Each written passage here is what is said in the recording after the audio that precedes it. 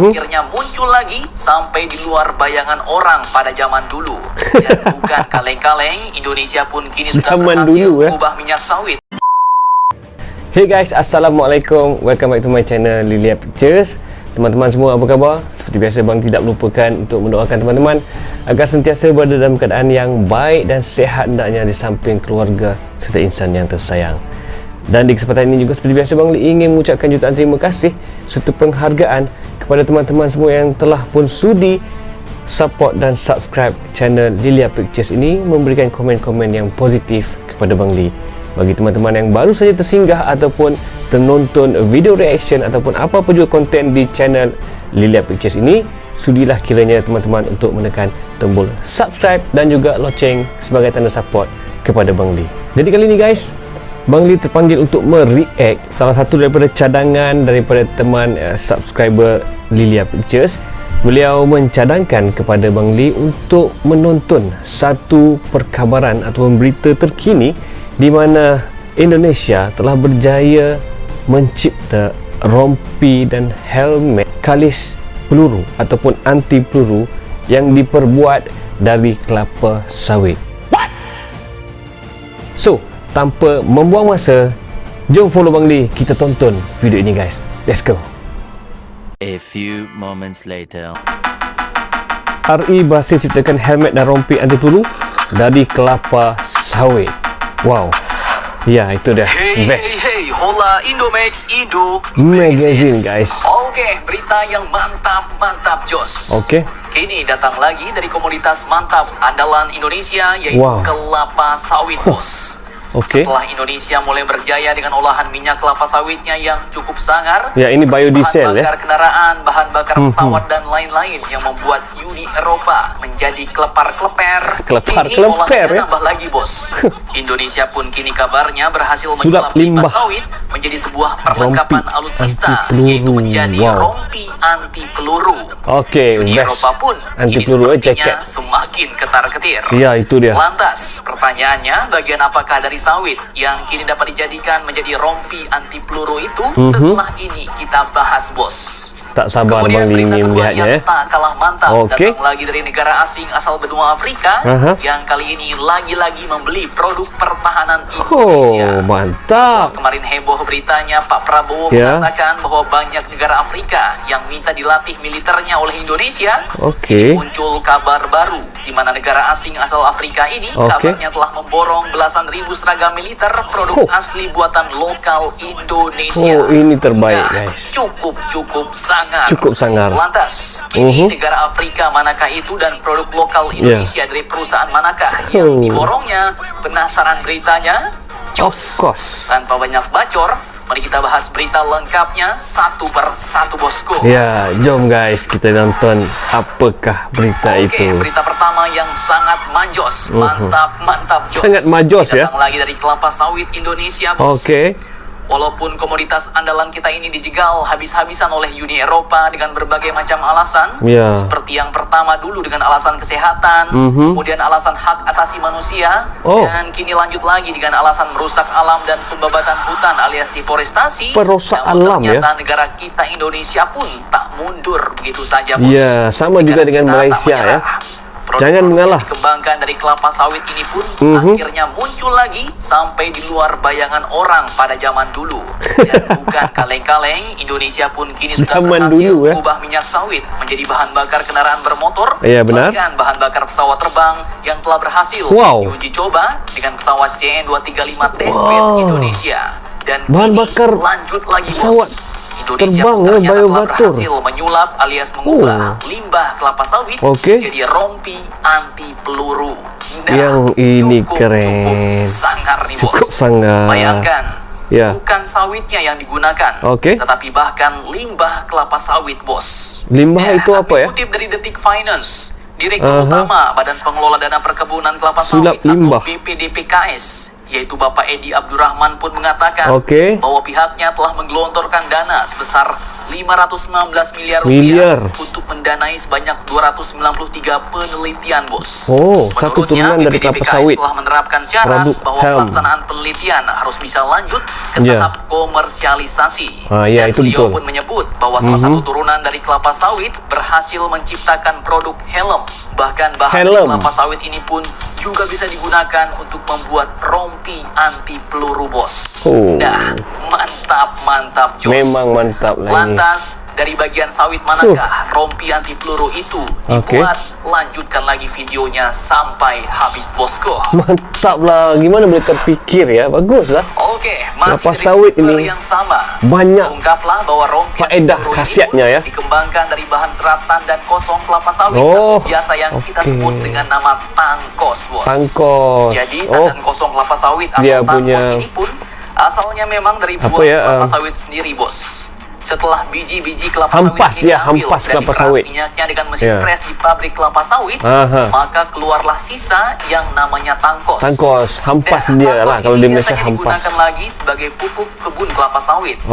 Bahkan jika sudah dipres atau digiling sampai 2 kali, tangkos ini pun bisa juga digunakan sebagai bahan bakar boiler untuk menghasilkan energi bagi pabrik sawit itu sendiri, Bos.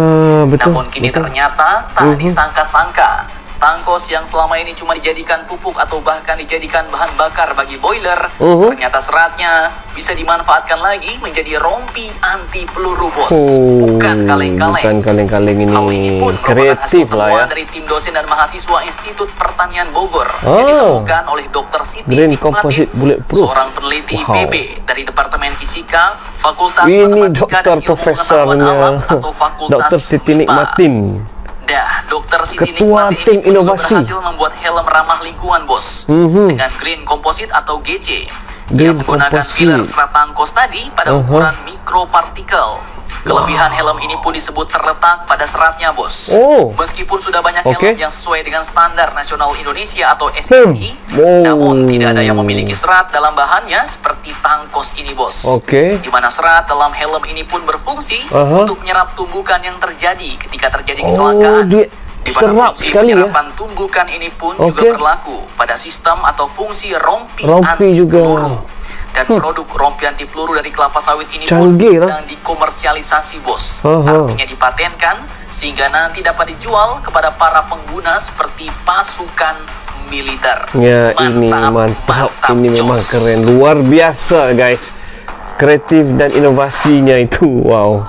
Kemudian berita kedua yang tak kalah mantap datang lagi dari negara Afrika yang baru-baru ini membeli belasan ribu produk seragam militer dari negara kita, Indonesia.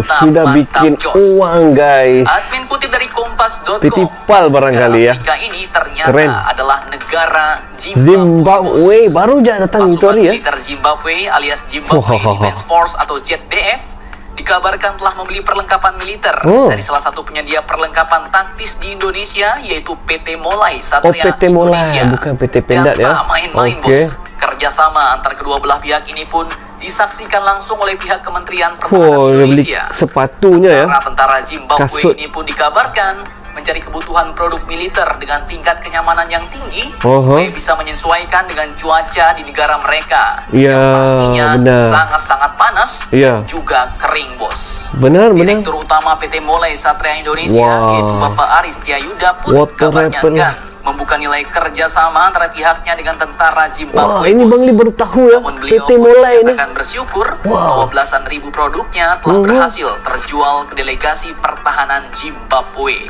Bapak Ari pun menjelaskan bahwa pihaknya berkomitmen untuk menghadirkan produk yang premium dan berstandar militer internasional. Dia bahkan membanggakan salah satu produknya, yakni Hono Tactical Boots, yang mampu mencuri perhatian pihak asing, dalam hal ini negara Zimbabwe. Mantap jos nih, Bos. Sepatu dan sepertinya hal ini pun juga merupakan salah satu faktor penting mengapa negara-negara Afrika banyak yang minta dilatih tentaranya oleh Indonesia, Bos. Artinya ada timbal balik kerjasama. Mereka mau membeli banyak alutsista kita, sedangkan kita memberikan mereka pelatihan tentara yang bukan kaleng-kaleng dari TNI. Pertukaran namanya Nasional itu. Indonesia, Bos. Dah, jadi bagaimana menurut kalian? Jangan lupa komentar. Bagus, ini bagus. Berita yang baik. Dan jangan santuy terus. Demi Indonesia maju, salam Indomax. Indo Magazine. Terima kasih Indo Magazine. Mantap Jos. Mantap. So itu dia tadi guys, gimana ya pandangan teman-teman semua. Barangkali teman-teman semua ramai yang sudah tahu berita mengenai projek helm dan rompi buatan Indonesia yang diperbuat daripada tangkos kelapa sawit. Wow, Bang Lee kaget dan salut lah ya. Sehingga tahap ini Bang Lee juga tidak menyangka kerana ya kehebatan ketinggian teknologi penyelidikan ataupun research ya. Kajian terus menerus daripada universiti kalau di Malaysia sehingga dapat membantu dalam penambahbaikan, upgrade dalam militer. Bukan sahaja sebelum ini kelapa sawit boleh dijadikan sebagai biodiesel ataupun bensin kepada kenderaan darat dan juga udara, malah sekarang daripada tangkosnya pula boleh dijadikan rompi dan helm anti peluru. Wow. Ni Abang Lee tumpang bangga ya kerana di ASEAN Indonesia sudah sampai ke tahap itu dan ia akan dipatenkan untuk dijual, dikomersialkan kepada pasaran umum Dan yang kedua pula, Zimbabwe sudah mula membeli daripada PT Molai. Abang Lee baru tahu PT ini wow rupanya dahsyat juga banyak juga equipment ataupun peralatan canggih militer yang dihasilkan oleh PT Molai ini dan ya hasilnya pertukaran Zimbabwe membeli dengan banyak peralatan militer dari Indonesia dan Indonesia akan memberi latihan secara timbal daripada pembelian itu tadi. So satu perkara yang baik juga. Malaysia juga ada juga melakukan seperti itu ya. Sebagai contoh pembelian ataupun pemborongan jet pesawat tempur Sukhoi, ada pertukaran dengan kelapa sawit juga, ada pertukaran dengan angkasawan yang 1-3 dahulu. So itu adalah salah satu cara hubungan diplomatik dan perdagangan yang melibatkan satu anggaran yang cukup lumayan ya. Jadi guys, itulah tadi.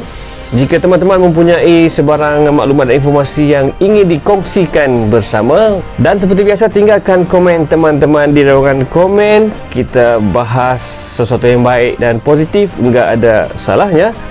Sehingga kita berjumpa lagi dalam video-video reaction yang akan datang di channel Lilia Pictures. Salam sayang dari Lilia Pictures. Assalamualaikum. Bye bye guys.